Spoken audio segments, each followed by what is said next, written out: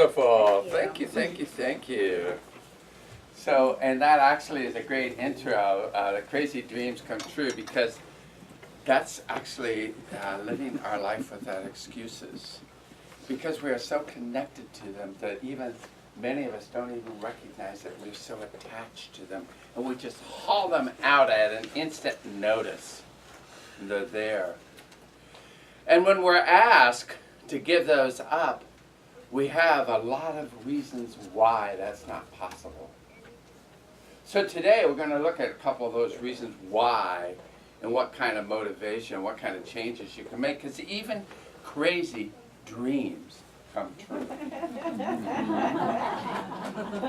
Especially when you remember that there is one divine source, one divine creator of all that there is. And that means you are one with the divine. And when you do remember that, the truth of who you are, you have all the power you need to make your dreams come true. You have the freedom. You have the key to the freedom to live your life excuse-free. And I love the way that I've been using this book, Dr. Wayne Dyer's Excuses Be Gone, but it's Michael Gott, the senior associate minister in Unity in Houston, wrote the daily guides this month, and as you notice, I've been using them in conjunction with the Excuses Be Gone, because even though Wayne Dyer has a very spiritual bent, and his spiritual bent is very new thought, I like to always bring in just a little bit of religious science, so we don't forget from whence we came. In case that sounds familiar, that's a course I'm teaching starting on Monday night. For anybody who wants to know from whence we came with this great new thought, it's available to you at 6:30 tomorrow night, right here in this very place. And I'm your guide for that 10 weeks of enlightenment. But what I like in here is Michael talks about a beautiful path that we're on. And the reason why is I've used this already a couple times today, and I used it this weekend, and I love the impact of this message. It's a beautiful path we're on, because some of us think this path through life has a few rocks and sinkholes in them. And you know, there is that story that in many of the roads in Boston were really the paved over cow paths. So there are ruts, and that's kind of like life.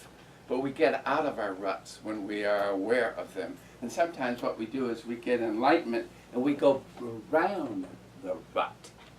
And that's what it's about today, is to become aware of the excuses that you use. And unfortunately, or fortunately, 85% of those are unconscious or subconscious mind that run us. So today, again, as it's been all month, it's to get you to be aware.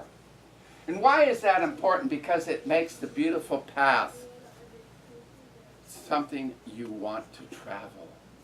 Because one of the things that he talks about in this beautiful path is the fact that science and mind people, and that includes all of us, we have a tendency to define perfect as without flaws.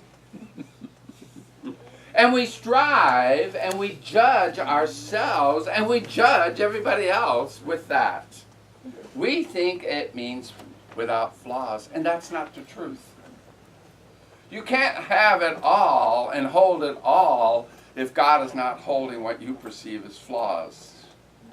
Really what it is wholeness. The perfect path is wholeness. And if you remember the yin and yang symbol, it is the black intertwined with the white. And the white eye within the black and the black eye within the white. It is wholeness. That is our perfection. That is who we really are. And so what I want to do is encourage you is don't look for the flaws in yourself. That's not the awareness I'm talking about. The awareness I'm talking about is to become aware of when you use excuses that takes you out of the alignment to the authentic being that you are. You are this expression of the divine. You are that unique expression. It's only you that came here to be that way. And one of the things that he also talks in here about spiritual double vision, it ties in with that. And it comes from a quote from Petra Weldes. She's the senior minister in Dallas. She is an enlightened soul that's been traveling the path of ministry for 30 years. And what she calls the double vision is that it is this wholeness that we tend to forget the humanness of ourselves and the humanness of others. For we are this divine spirit having this human experience. And the spiritual double vision allows us to see both. To see what we perceive as the flaws, to see what that which is going on, and yet hold it all. And know the spiritual. That's what the name Namaste means, right? Namaste is really the God in me sees the God in you, or the God in me greets the God in you. And so when we remember that is who we are and all that we are, it allows us to relax into that. It allows us to be able to look at what we perceive as our excuses and say, okay, that's an excuse and I no longer have to use that anymore. And let it go. And you don't judge yourself. You don't look back. You only look forward. Because there's nothing in the past. It's just there. It's gone. And so as Wayne Dyer says in this next chapter, this is that last in the series. So we're talking about his last few chapters. It could be, if you read the book, it's the 4th, 5th, and 6th chapters. I'm leaving the 7th for those people who want the surprise ending. The 4th is, what would your life be without excuses? And he uses a quote in there, William Blake. And William Blake, he says, let me get to the exact quote. What is now proved was once only imagined. What is now proved was once only imagined. Just think about all the dynamic improvements and changes we've had in our lifetime in the last 25, 30 years. If somebody hadn't imagined a cell phone, I wouldn't have had to remind myself and everybody else to turn theirs off. I was thinking about that this weekend when I was taking pictures of my camera, and my camera was malfunctioning, and my iPhone is about 3 years old, and I was beginning to get old, and I thought, you know, Jerry, it's a cell phone, not a camera. So if you use it as a cell phone, it's working fine. But how dependent? Many of us use it to check our emails. We check it to make our calendars. It is not that old. It was a creation in the mind of someone. All right? Why is that important? Because your excuses came from the same mind. Your excuses came from that same imagination. Think how powerful it is. If it creates a cell phone, it creates a chain that keeps you from being the spiritual being that you are meant to be. So it's about breaking away your chains and letting go of those shackles that you've used that doesn't respond to the call of your soul to live the authentic life of who you are. So this is about letting go of the excuses. So Wayne Dyer encourages us to actively examine the question, what would it look like if I couldn't use these excuses? You know, sometimes that's a scary way because we are so embedded them in our DNA. We think that's who we are. We forget that today is the first day of the rest of our life. We forget that we can change at any time we become conscious, at any time we become aware of who we truly are. Some of us he uses the 4 excuses, and let me just talk about these for a minute because they may relate to you. They certainly relate to me. Part of my path is I'm not perfect in your definition. I do have flaws. I am willing to look at them. I am willing to explore them And I'm willing to share some of those with you so that you can be willing to live a life free of excuses.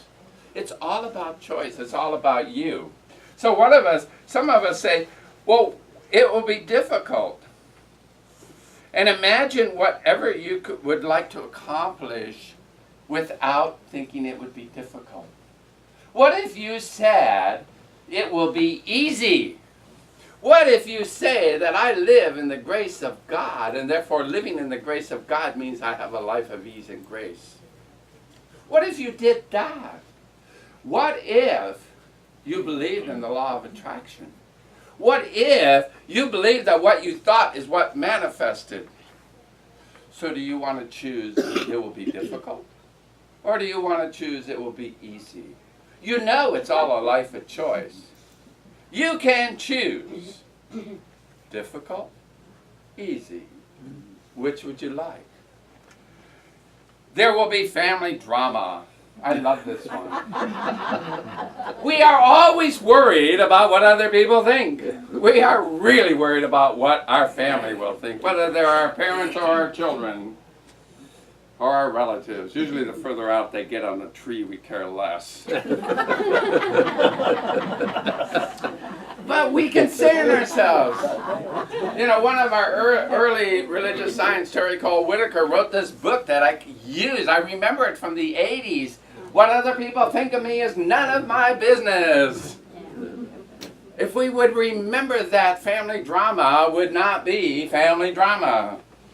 And what if you had a choice, rather than say, there will be family drama, say, there will be no family drama.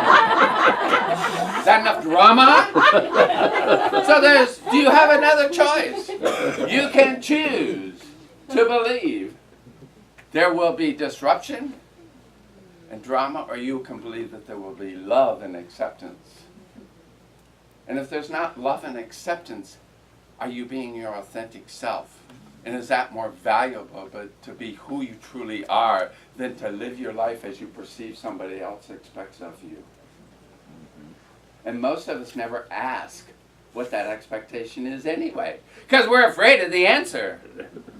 So why not just give it up? Why not just live what you want? It would be excuse-free. What if you have this other little excuse many of us got bugged with in as a child? I'm not smart enough.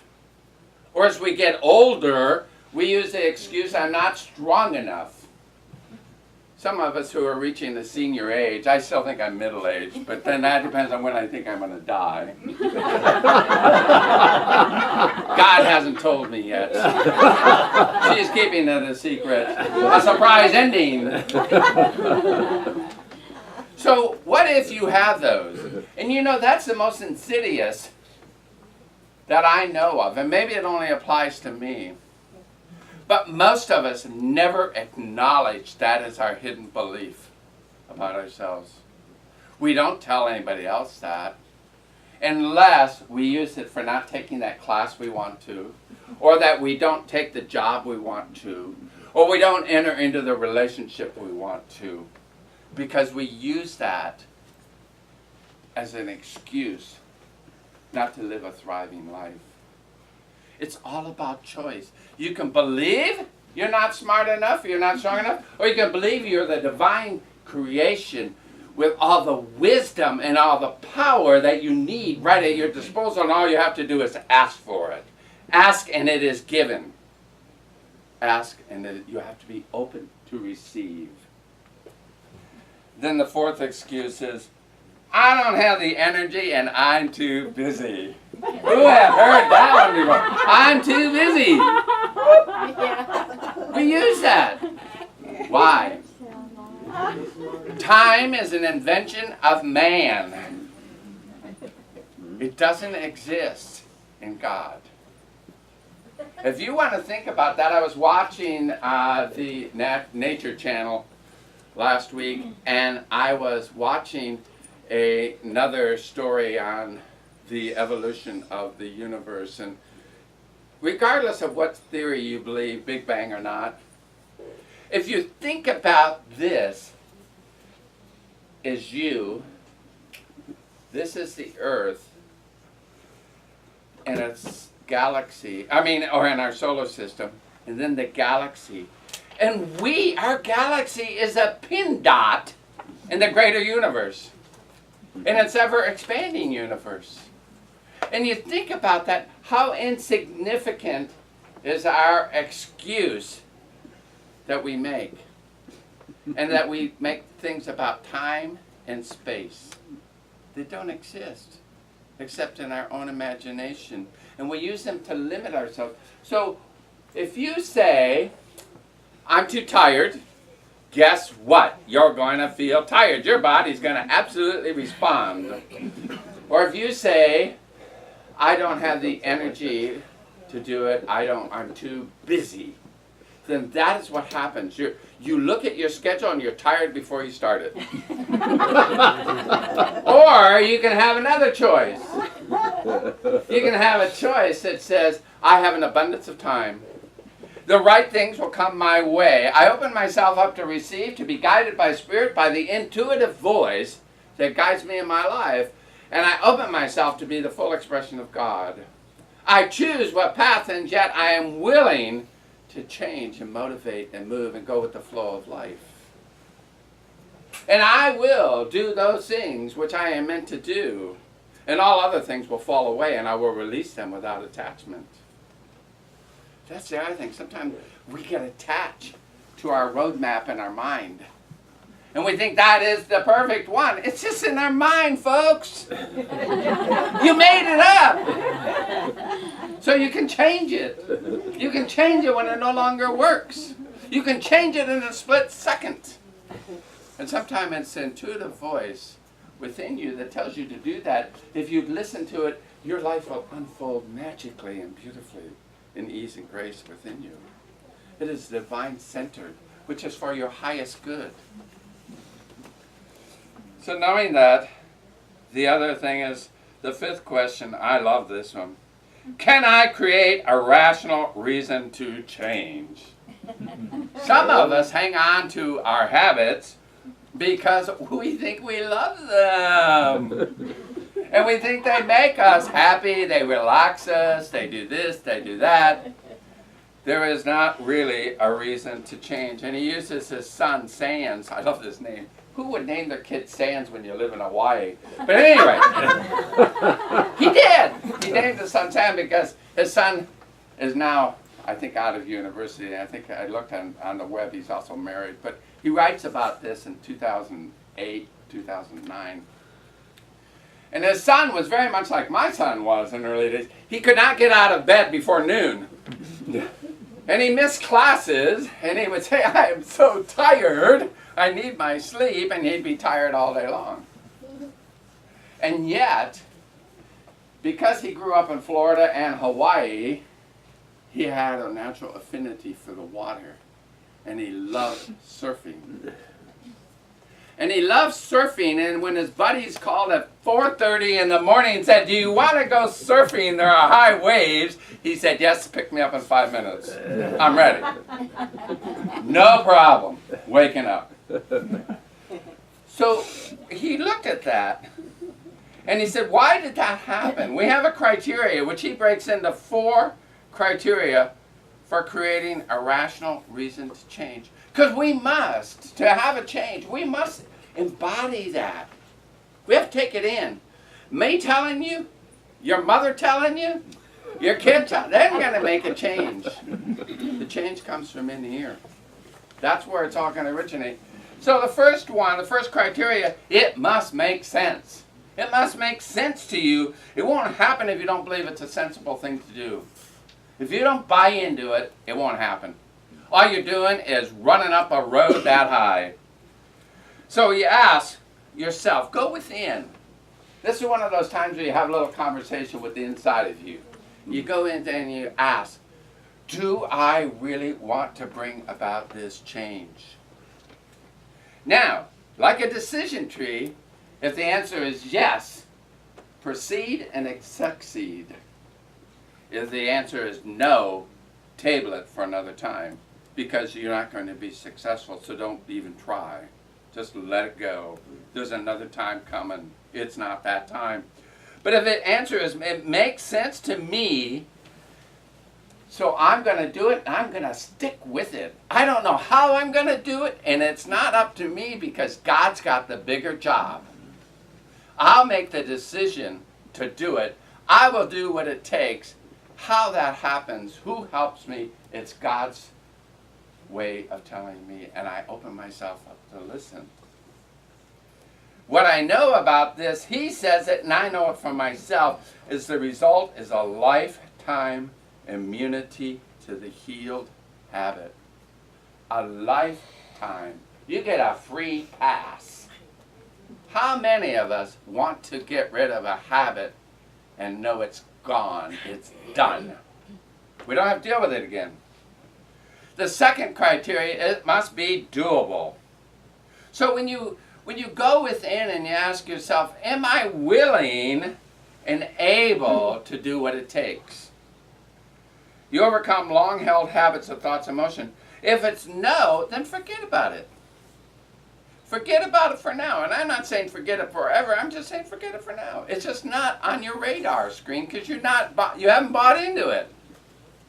If it's yes, even if it's doable, you go for it. Now he uses an example in there which I think is important because it's so closely aligned that you may not even see the distinction.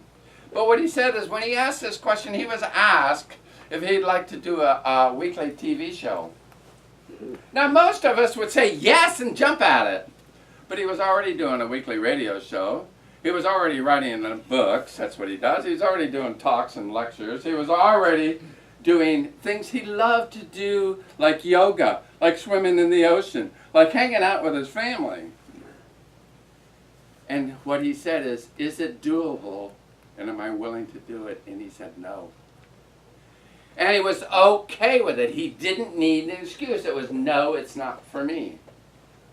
Now what he did say yes to, and it was doable, is somebody came and said, do you want to make a movie? Do you want to star in a movie about some of the work you're doing? And he said, wow, I've never been an actor. It's outside of my comfort zone. But yes, I'm willing to do it. I don't know how or where I'll find the time, but I'm willing to do it. And actually the result of that was called the Shine. We had a video of that recently, and that was filmed at Asilomar. Actually, it was filmed at Asilomar while some of us were there. I was there that particular week for summer camp for religious science at Asilomar, which is over, it's north of here. I used to live in San Francisco, so it used to be south. Now I live here, it's north. It's up around Monterey. So you visualize it, and if the key in it is listen to that. You listen to your body when you ask these kind of questions. Because if you ask yourself, am I willing to do that, and your stomach goes into a clutch, if you have acid reflux that just goes into hyperdrive, it's not for you. That's not the way you want to feel. But when you take it inside, it feels good, it feels perfect, it feels easy. You know that there are risks, but you're not afraid.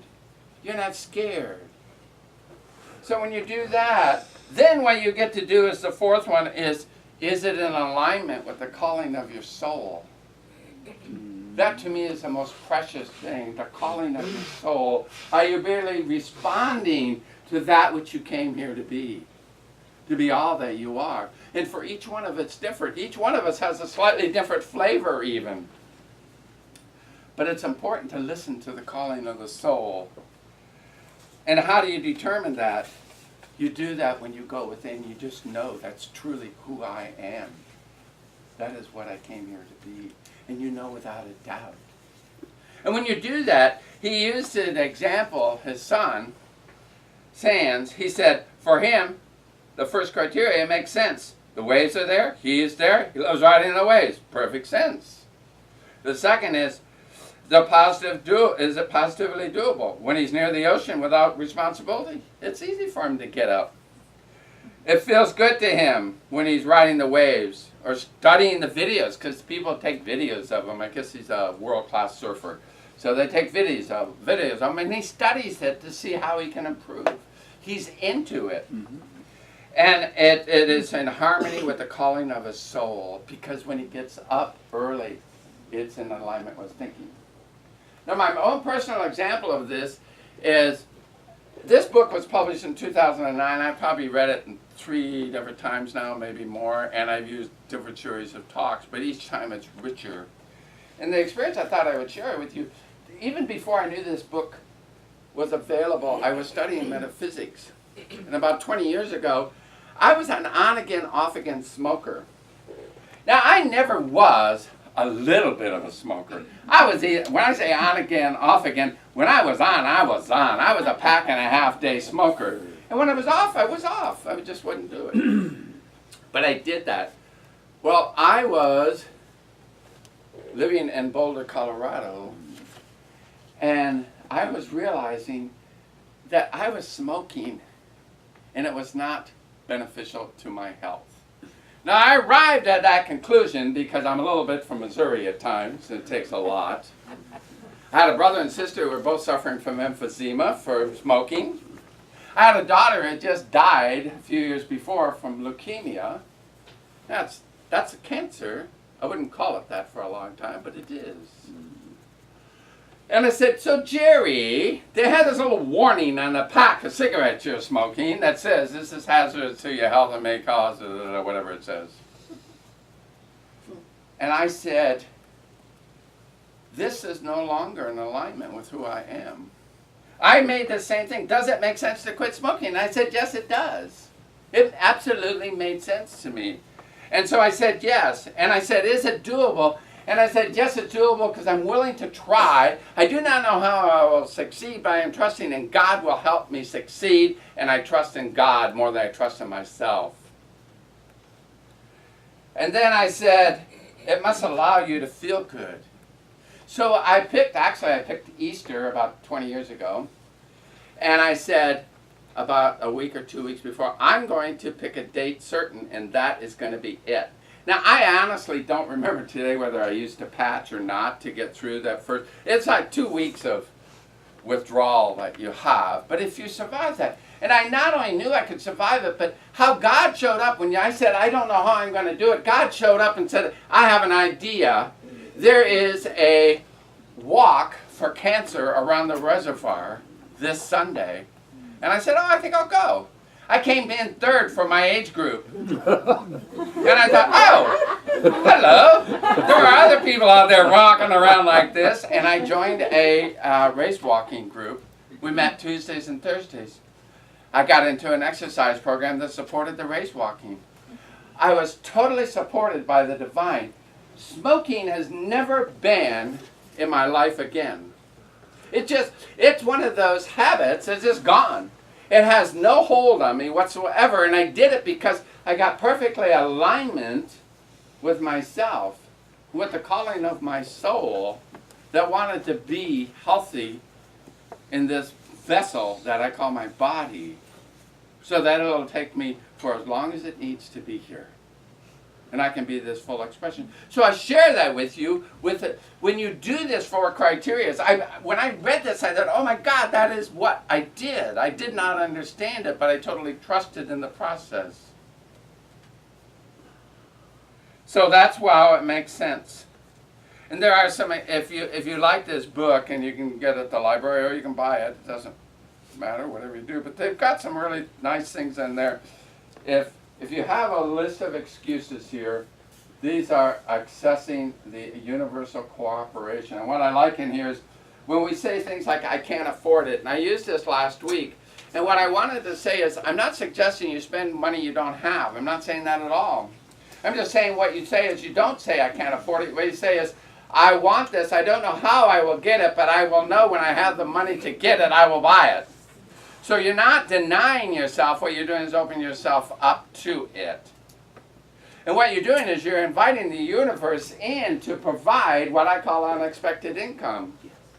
And it shows up magically, whether it's in a new car. I got a new car, yes.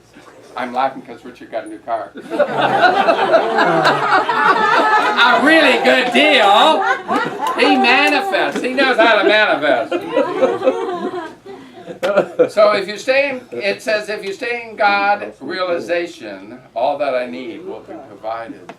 That's so true. All that you need will be provided when you're in alignment. There are many more in there, and you can read them at your own leisure. But what I want to say is, all of this excuses and becoming aware of them, it's all about your transformation. It's because you're transforming into who you really came here to be. Mr. Eckhart said, and suddenly you know. It's time to start something new and trust the magic of beginnings. Isn't that beautiful? So trust that this is something new, that it's the beginning of your rest of your life, and you can do it all because you absolutely have God on your side. It cannot be otherwise because we don't believe in duality. We don't believe in a yes and a no, good and bad. It's all in the wholeness. It's all in wholeness of where we are. And what we believe is that when we believe in maybe we don't say duality, maybe it's called polarity. We believe in the darkness and the light. But there's a purpose in the darkness and the light. You must need the darkness to allow things to rest. Whether you're a plant, an animal, or a human, you need the time to rest. For when there is a light, you become alive, awake, and aware. And you let go of the excuses. And so, part of this is to be set free. As Ernest Holmes said, freedom is the birthright of every living soul. So don't be afraid of this journey. Your soul knows the way. Thank you.